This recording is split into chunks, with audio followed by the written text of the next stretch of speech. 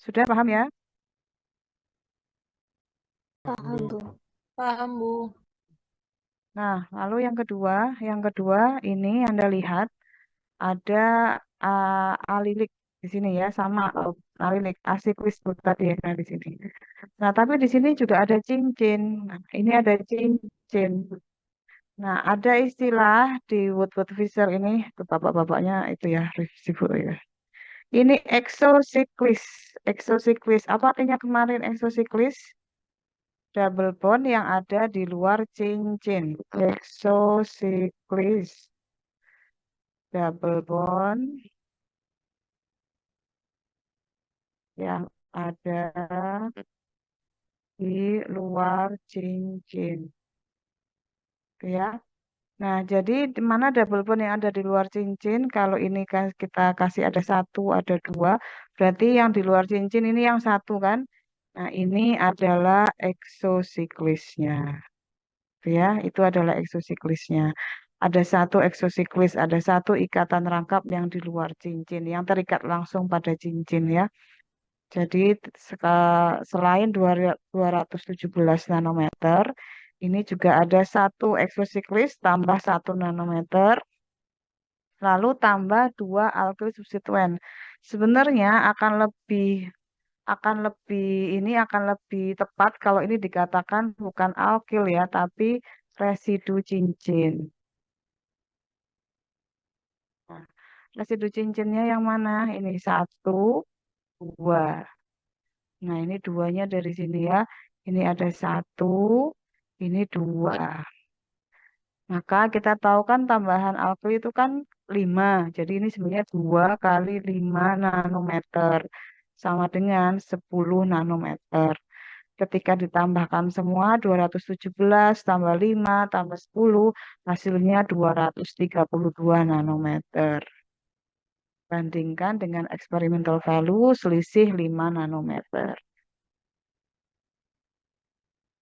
Dari sini ada pertanyaan?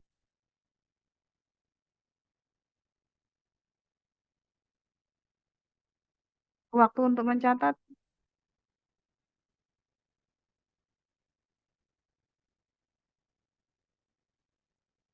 Halo, kok nggak ada respon ini? Dengar nggak suara saya?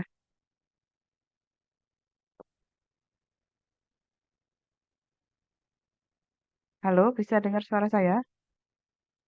Bisa, Bu.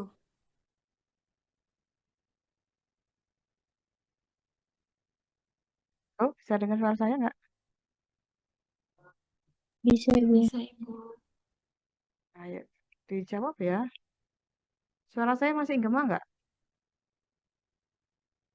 Mboten, Bu. Oke, perlu waktu untuk mencatat? Iya, Bu. Sudah? Kalau sudah, saya lanjutkan. Nah, lalu yang kedua ada heteroanuler atau transoid dan yang berikutnya ada homoanuler atau cisoid. Ini yang bentuknya cincin ya. Ini sudah kita pelajari. Nah, sekarang kita lihat di sini ya. Ini kemarin kan tugasnya juga asam abietik dan asam levonumerik. Ini kita langsung buka di sini ya. Ini sudah dikerjakan. Ini saya mau perjelas heteroanuler DNA. Coba ada yang bisa sampaikan ke saya heteroanuler DNA itu bagaimana ciri khasnya? Ciri khasnya apa?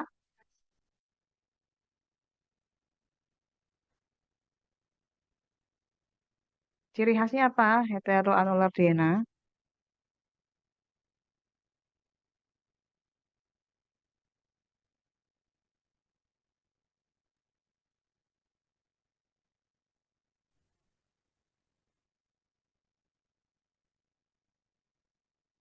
Ini kok nggak ada respon ya? Ini tidur Terdapat atau seperti ini nih? ada dua cincin, Bu, yang saling terkonjugasi. Ya, dua cincin yang saling terkonjugasi. Jadi di sini ya DNA-nya. Nah, ini ya dua cincin yang saling terkonjugasi. Oke. Nah, lalu Anda lihat sini, bandingkan ini saya revisi ya supaya lebih jelas. Kalau dilihat di kasus ini harus dibedakan yang namanya residu cincin dan alkil. harus dibedakan. Nah, kita lihat di sini residu cincinnya ada berapa. Dilihat dari heteroanular yang diena ya, yang diena. Eh, berapa? Coba kita hitung dari cincinnya yang ada di sini. Itu ada satu,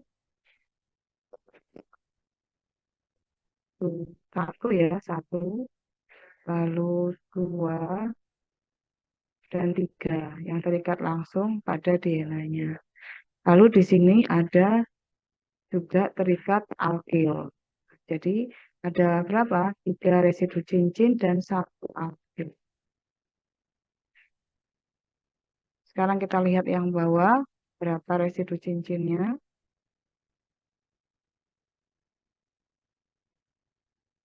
Residu cincinnya ada berapa? Satu, dua, tiga. Tiga residu cincin. Nah, yang ini itu termasuk satu tiga.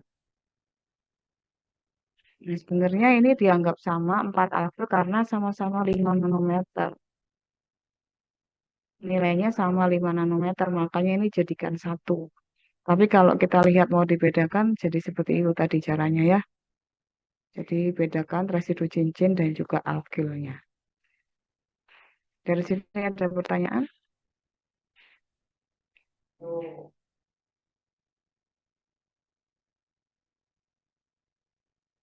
Izin bertanya, Bu, untuk residu cincin itu lihatnya gimana nih, Bu? Masih kurang paham di Residu sini. cincin. Oke, oke. Kalau kita lihat di sini, residu cincinnya itu adalah ikatan yang ada pada cincin yang itu bukan termasuk DNA. Kalau kita lihat ini kan DNA-nya ya. Lalu ini kan juga DNA-nya. Nah, maka yang residu cincin adalah ikatan yang masuk dalam cincin tersebut dan bukan termasuk DNA. Tapi terhubung langsung oleh DNA itu. Jadi ini kan, karena ini DNA-nya satu, dua, tiga. Sedangkan yang ini karena yang saya lingkari itu DNA-nya, maka yang tidak masuk, yang residu cincinnya itu yang ini. Gimana saya ganti tintanya, saya lupa gimana caranya. Tapi sudah saya lingkari ya.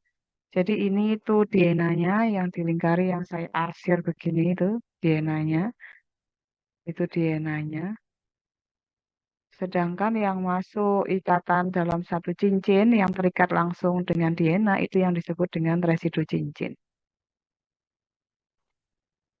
Sudah paham?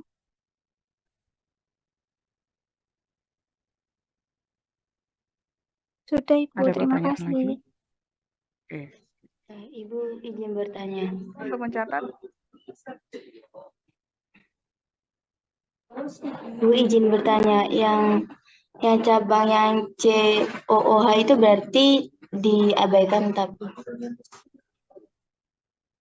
ya karena dia kan tidak terikat langsung pada DNA. Jadi dia dianggapnya 0 COOH. Kalau Anda lihat, COOH kan nggak muncul di sini ya, jadi dianggapnya 0. Yang muncul adalah COCO CH3, itu juga 0. Nih, ada pertanyaan lagi?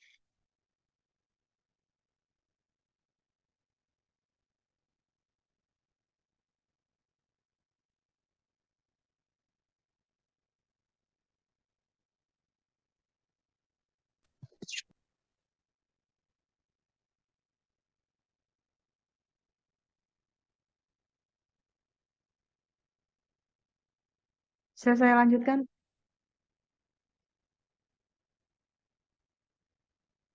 Ini 81 orang kok sepi banget ya? Bisa dilanjut, Bu. Oke. Nah, ini sudah paham nggak yang dari sini? Kita ulangi lagi apa yang disebut dengan eksosiklis ya. Eksosiklis tadi apa? Coba diulangi yang tadi sudah saya tulis. Apa itu eksosiklis?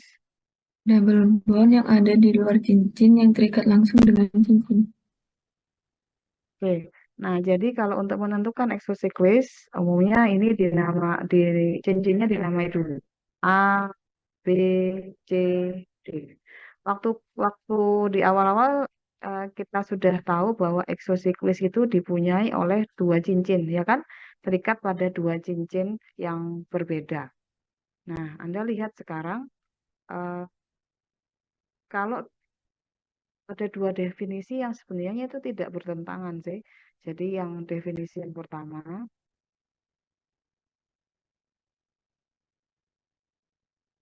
yang saya berikan di kelas itu adalah double bond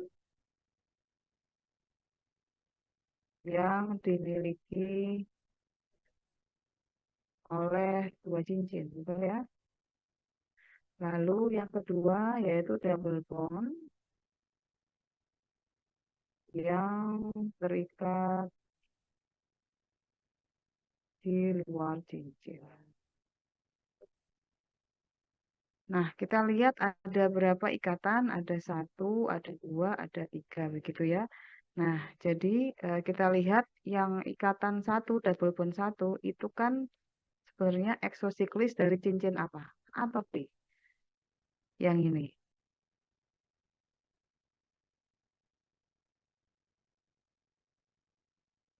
Apa? Cincin yang mana? Cincin B kan? Betul nggak? Halo? Iya, Bu. Iya, ya. A atau B? Kalau ini cincin B, cincin A ini kita hilangkan dan yang lainnya hilangkan, maka yang satu ini, ikatan rangkap satu ini, itu kan terikat pada cincin B tapi di luar cincin. Dan ini, yang nomor satu ini juga dimiliki oleh dua cincin sekaligus, ya kan? Cincin A dan cincin B. Benar? Benar. Benar, Bu. Betul. Sekarang yang dua, double bond yang kedua. Ini gimana posisinya?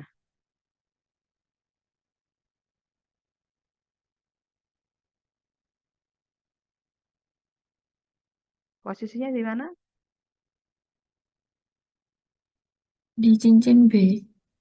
Cincin B. Apakah dia terikat di luar cincin B atau di dalam? Di Di dalam, dalam. Di dalam, Bu. Yang dua ini yang namanya endosiklis. Ya, endosiklis. Endosiklik. Nah, jadi dia bukan eksosiklis. Sekarang kita lihat yang nomor tiga. Nomor tiga ini dia kan terikat dengan di luar cincin B juga dengan cincin D, bener nggak? Ini loh nomor tiga. Benar. Ini kan dia terikat di luar ikatan rangkap yang terikat di luar cincin B dan cincin D.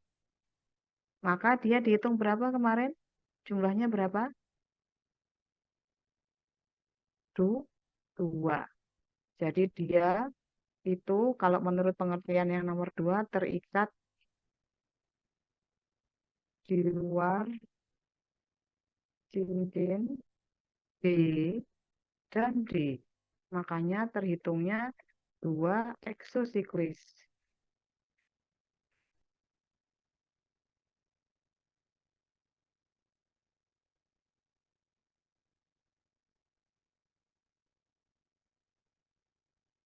Oke ya. Terus yang bawahnya ini saya kira yang tentang heteroanular DNA sudah paham ya bahwa ini duanya itu bukan heteroanuler, yang bawah yang ketiga ini bukan homoanuler. Oke, dari sini ada pertanyaan. Silakan.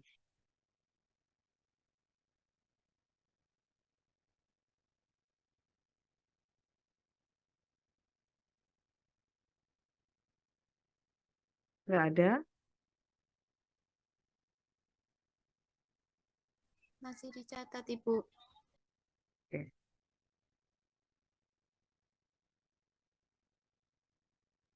Ibu izin bertanya, Ya. untuk yang gambar yang kedua sama yang ketiga yang bukan termasuk hetero sama homoanuler itu berarti itu tetap bisa dihitung dengan yang lain apa nggak bisa Ibu? Bisa. hitungnya dengan asiklis DNA. Yang berapa kemarin angka dasarnya kalau nggak salah 270. Nah ini ya asiklis DNA. Berarti dia angka dasarnya ini. Ini bukan cincinnya, nggak termasuk di cincinnya. Jadi ini asiklis DNA. Ini ada siklis, asiklis. Dicek nanti angka dasar untuk asiklis DNA berapa. Ingat saya sih 217. Coba cek, bener nggak?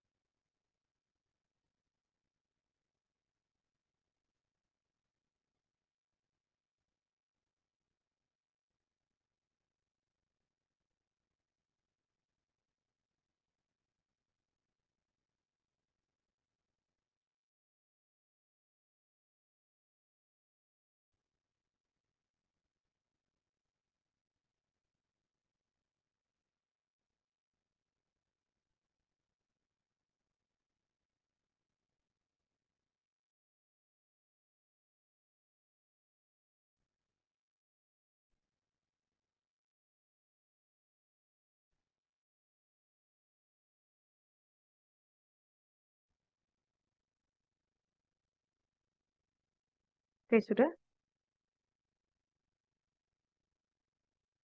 Oke, Rek, kok diem aja. Nah, sekarang sudah saya jelaskan yang enon itu juga review lagi ya. Yang dikatakan enon itu adalah yang karbonil yang dia terikat. Ini ya, ada karbonil, terus itu yang dia double bond, dan dia berkonjugasi. Maka ini yang namanya enon.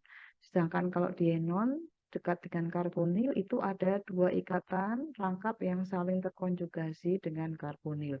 Nah, di enon ada dua ikatan rangkap. Kalau hanya satu aja namanya enon.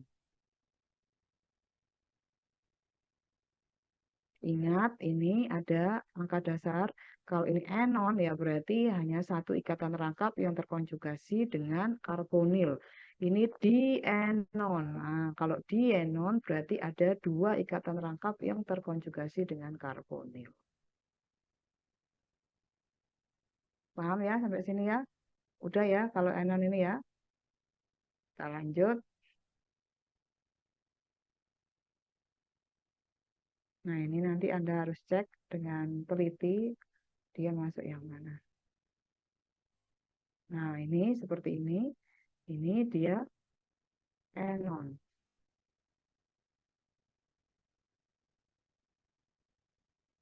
Siklis enon. Nah, kalau ada begini, kalau tidak ada Bu, nggak ada siklis dienon. Ya udah, ini masukkan enon. Siklis berapa? Enon siklis 6. Oh ya, ada siklis 6. Lalu yang ini itu masuk ke perpanjangan konjugasi atau extended conjugation. Di sini ya masuknya extended conjugation itu tambah 30 nanometer. Nah, kalau udah ada extended conjugation, maka Anda harus perhitungkan bukan hanya enonnya aja, tapi perpanjangan konjugasinya juga untuk penamaan atom C yang dekat dengan karbonil. Jadi nggak hanya berhenti di alfa dan beta aja, tapi lanjut karena ada perpanjangan konjugasi. Jadi di sini alfa, di sini beta, di sini gamma, di sini theta. Harus dilanjutkan, nggak berhenti sampai ke beta. Karena apa? Karena ada perpanjangan konjugasi.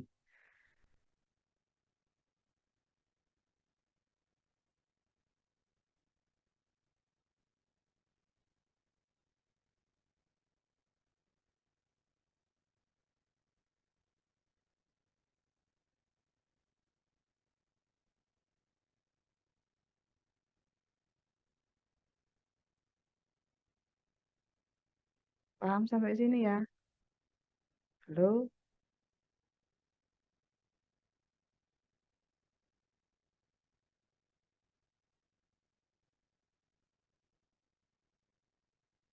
Ada pertanyaan sampai sini?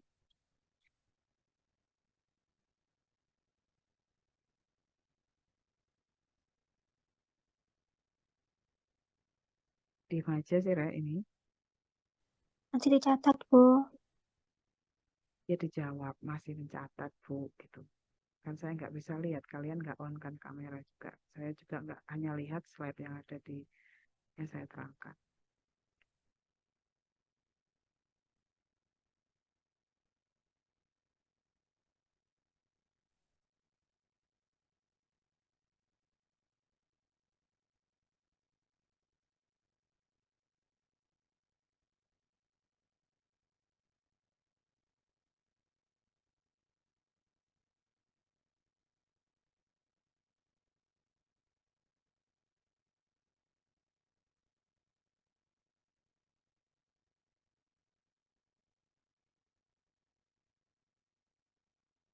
Oke, sekarang saya kasih pertanyaan. Di situ kan ada satu exocyclis ya, double bond exocyclis tuh ada satu, ini satu kan hanya 5. Kira-kira yang mana? Kalau kita namakan ini cincin A, ini cincin B, ini cincin C, ini cincin D. Yang punya exocyclis cincin yang mana? Cincin A, Bu. Double, Cincin A. iya, Kalau ini saya kasih nama 1 dan 2, yang exocyclis yang 1 atau 2? yang 2. Iya, betul ya? Udah bilang. Oke, lanjut. Sekarang yang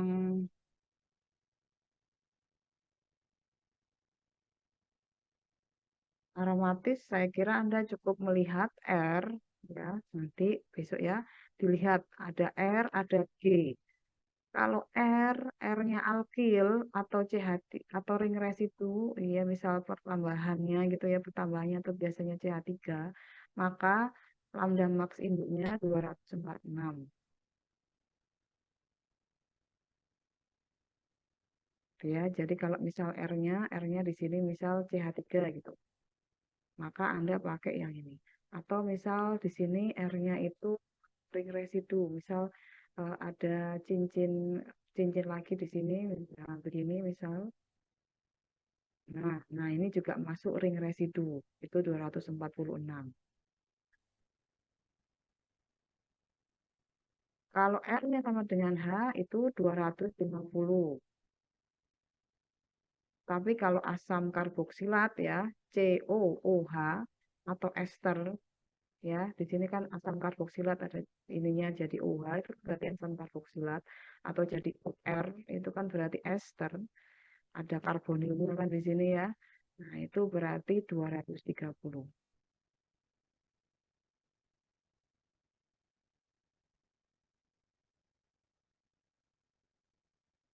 Oke, lanjut. G, G itu letaknya bisa di mana aja, makanya dia diletakkan di tengah ini, tengah ini. Dia bisa di orto, bisa di meta, bisa di para, ya, bisa di orto, bisa di meta, bisa di para. Lalu lihat juga alkil yang terikat. Kalau dia alkil atau ring residu yang kayak tadi ya, ada cincin lagi gitu di situ, maka itu masuknya ring residu dan nilainya sama dengan alkil. Maka tadi di latihan soal istilahnya sama alkil gitu. Itu nilainya 3 kalau di orto, netanya 3, parah 10, dan lain sebagainya ke bawah Anda bisa lihat sendiri.